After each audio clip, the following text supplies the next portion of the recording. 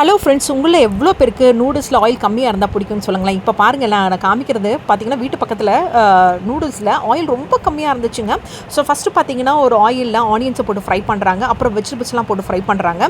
கொஞ்சமாக தான் ஆயில் போட்டாங்க. அந்த ஃபயர்லேயே பார்த்தீங்கன்னா அந்த தீயிலேயே பார்த்தீங்கன்னா அந்த வெஜிடபிள்ஸ் எல்லாம் நல்லா டோஸ்ட் பண்ணி எடுக்கிறாங்க. ஸோ மேக்ஸிமம் பார்த்தீங்கன்னா அந்த பேனில் வந்து பார்த்தீங்கன்னா எல்லா வெஜிடபிள்ஸையும் போட்டு அப்பப்போ இது சுற்றி அந்த பேனை சுற்றி வந்து அந்த வெஜிடபிள்ஸ் எல்லாம் நல்லா டோஸ்ட் பண்ணுறாங்க. கம்மியான ஆயில் யூஸ் பண்ணி பண்ணலாங்கிறது இந்த வீட்டு பக்கத்தில் இருக்கிற இந்த குட்டி ரெஸ்டாரண்ட் பார்த்தாங்க நானும் தெரிஞ்சுக்கிட்டேன்.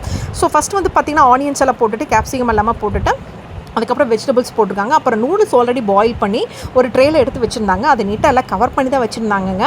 ஸோ நூடுல்ஸ் பாயில் பண்ணி எடுத்ததை நல்ல வெஜிடபிள்ஸ்லாம் டோஸ்ட் பண்ணி எடுத்ததுக்கப்புறமா அந்த நூடுல்ஸ் எவ்வளோ ஆர்டர் கொடுத்துருக்காங்களோ, 1 வேணுமா 2 வேணுமான்னு கேட்காங்கல்ல, அதுக்கு தகுந்த மாதிரி அவங்க குவான்டிட்டி எடுத்து போட்டுக்கிறாங்க. அதுக்கப்புறம் பார்த்திங்கன்னா திரும்பவும் நல்லா அந்த நூடுல்ஸை வந்து அந்த ஃபயர்லேயே போட்டு இது பண்ணுறாங்க. அதுக்கப்புறம் நூடுல்ஸ் போட்டதுக்கப்புறம் தான் சால்ட் ஆட் பண்ணுறாங்க.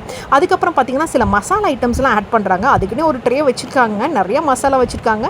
ஸோ நாங்கள் எடுத்து போடுறாங்க பார்த்திங்களா, அது எல்லாமே பார்த்திங்கன்னா அவங்க மசாலா ஸ்பைசஸ் வச்சுருக்கிறது தான். அது என்னென்ன மசாலான்னு தெரில, மேக்ஸிமம் அதை நான் வீடியோ எடுத்தேங்க.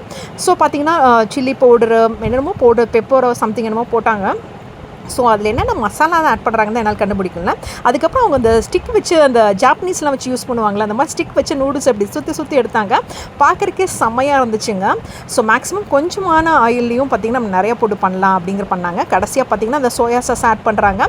ஸோ மேக்ஸிமம் இந்த 2 ஸ்டிக்லேயே போட்டு நல்லா அந்த நூடுல்ஸை சுற்றி விடுறாங்க. அந்த ஸ்பைசஸும் அந்த சோயா சாஸையும் நல்லா மிக்ஸ் ஆகட்டும் அந்த நூடுல்ஸோடன்னு சொல்லி இந்த பேனை லைட்டாக தூக்கி பிடிச்சி அப்படியே சுற்றுறாங்க. அந்த ஃபயர்லேயே நல்லா டோஸ்ட் பண்ணி அப்படி சுற்றி போட்டு எடுக்கிறாங்க.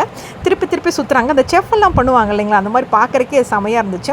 இதெல்லாம் நல்லா கை தேர்ந்தவங்க தாங்க பண்ண முடியும். வீட்டில் என்ன தான் பண்ணாலும் இந்த குட்டீஸ்க்கெல்லாம் அந்த ரெஸ்டாரண்ட்டில் வாங்குற அந்த நூடுல்ஸும் ஃப்ரைட் ரைஸ்க்கும் அந்த மாதிரி இல்லை அப்படின்னு சொல்லுவாங்க. ஸோ அதை எப்படி தான் பண்ணுறாங்கக்காக தான் இந்த வீடியோ எடுத்தேன். உங்களுக்கு கண்டிப்பாக அது பிடிச்சிருக்குன்னு நினைக்கிறேன் இந்த வீடியோ.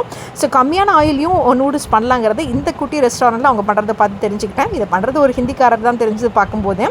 ஸோ பட் கம்மியாக பண்ணியிருந்தாங்க, ரொம்ப நல்லா இருந்துச்சு. நான் உங்களுக்கு என்னோட ரிமார்க்ஸையும் கொடுத்துட்டு வந்தேன். ரொம்ப நல்லாயிருக்கு அப்படின்னு சொல்லிட்டு வந்தேன். ஸோ அப்போ பாருங்களேன், நான் பண்ணும்போது கடைசி அதெல்லாமே போட்டு பண்ணுறாங்க. சோயா சாஸ் ஊற்றுனதுக்கு அப்புறமே பார்த்தீங்கன்னா இப்படி போட்டு சுற்றுறாங்க. என்ன தான் இவங்க நம்ம வீட்டில் பண்ணி கொடுத்தாலும் இந்த குட்டீஸ்க்கெல்லாம் அந்த ரெஸ்டாரண்ட்டில் வாங்குறதுல அந்த ஸ்பைசஸ்ஸு அந்த யூஸ் பண்ணுற மெயின் ஸ்பெஷல் இன்க்ரீடியன்ஸ் எல்லாம் சாப்பிடும்போது அவங்களுக்கு ஒரு டேஸ்ட் தனியாக தான் தெரியுது. ஸோ நமக்கே தெரியும், ஆனால் நம்ம சொல்ல மாட்டோம் இல்லைங்களா. அந்த மாதிரி தான் குட்டீஸ் ஆனால் சொல்லிடுறாங்க. ஸோ இதெல்லாம் போட்டதுக்கப்புறமா பார்த்தீங்கன்னா திரும்பவும் நல்லா டோஸ்ட் பண்ணி எடுக்கிறாங்கங்க.